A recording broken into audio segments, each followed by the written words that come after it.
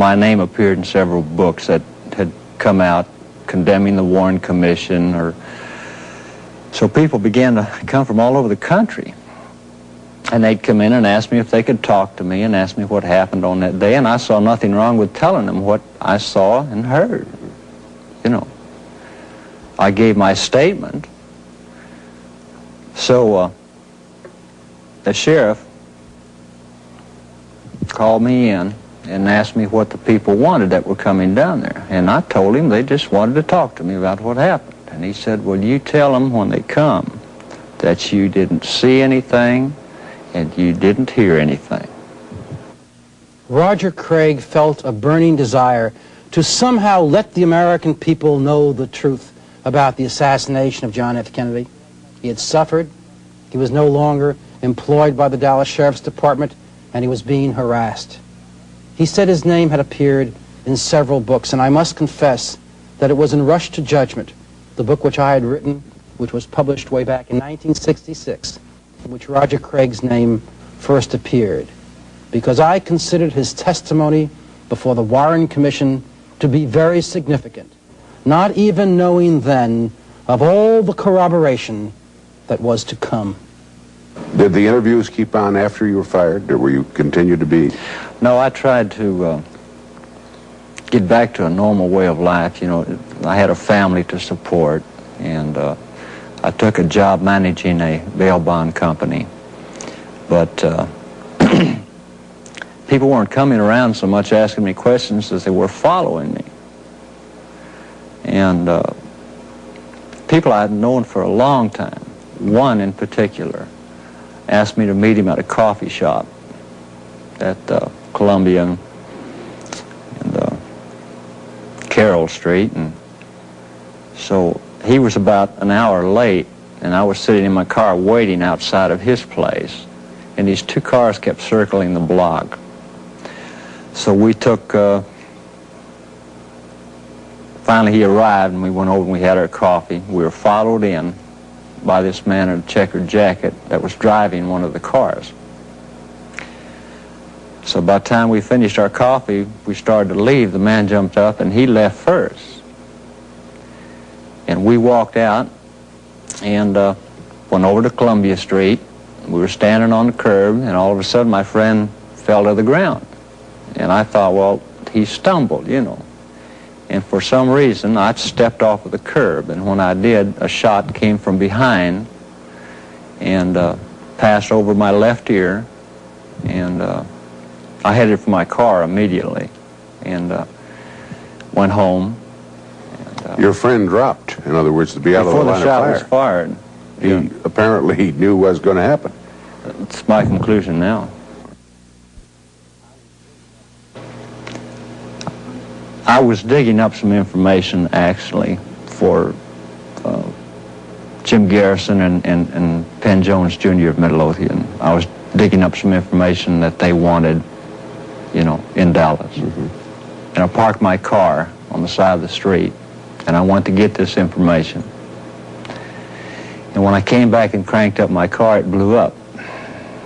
The engine caught fire, the hood came up, the firewall blew out. I had all the fuses blew, and I was burnt in the chest area, and I had pieces of glass and metal in the chest, small pieces. I don't know what they put in it, but... it's not possible the car itself could have malfunctioned, did it? Not that much of an explosion, no. Somebody put a bomb in your car? Somebody put something in it. This last time we had a case to work in West Texas in the Davis Mountains. And my boss sent me out there. And he called the client, who was on a three-party line, and told him what flight I was coming into Midland on, where I was going to rent my car, where I would meet him, and at what time. So I flew into Midland, and I rented the car. And I arrived, I was about 2 miles from where I was supposed to meet the client, 1 mile or 2 miles from where I was supposed to meet him. I was supposed to meet him at 3 o'clock, and it was 2:55 then. And I rounded a curve, and there were two men standing outside of a car that was parked crossways in the road. And there wasn't anything to do but try to go around them, and I tried and I missed, and I went over the edge of the mountain, and I rolled end over end for 90 feet or so. I broke my back in 2 places. I broke my left shoulder. I tore the ulnar nerve and ligaments out of my left elbow, crushed my left foot, my right leg. I spent a year in a hospital, 4 major surgeries, 2 on my back, and I'm now totally disabled in the back, partially disabled in the right leg, and unemployed again. Roger Craig's life had become one of constant pain, debt, and limbo. Do you think anyone else is going to come forward and tell it like it was, or as they saw it? I don't know. I can't speak for anyone else. Do you think it'll help your situation if someone else does? Or do you think they too would be harassed and put down? If they knew something really important, one of us would have to go. You can't have corroborating witnesses. It's there are people who know something very important. I'm sure they are now. Buddy Walters was one of them that knew something very important, but he was shot to death here a couple of years ago. Now I have 2 friends that were on the bond desk. One of them was still talking to me, and he died of cancer. And then the other one, he died here, I believe, last December of a kidney infection. And then there was another one that was still talking to me. And these were all people with the sheriff's office now. And he died, and I'm not really sure what he died of. I called the sheriff and offered my condolences, you know, and all the sheriff had to say was he had more chain than he could carry, the man that died.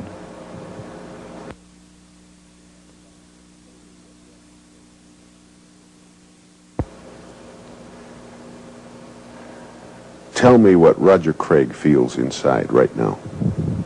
What's he see for tomorrow?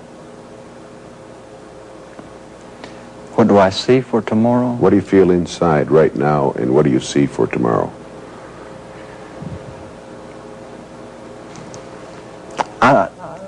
When I get up, let me put it this way. When I get up in the morning, I say, this is the tomorrow I worried about yesterday.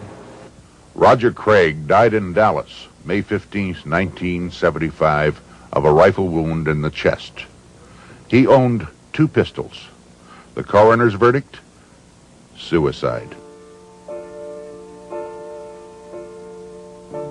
It seems so long ago,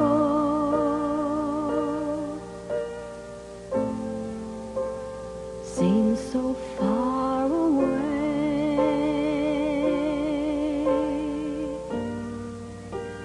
but it's as clear as though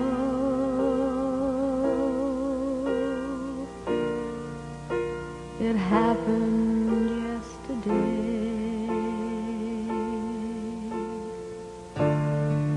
Another man is gone.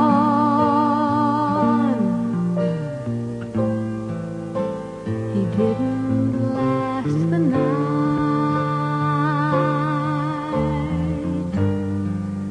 but he helped us see the dawn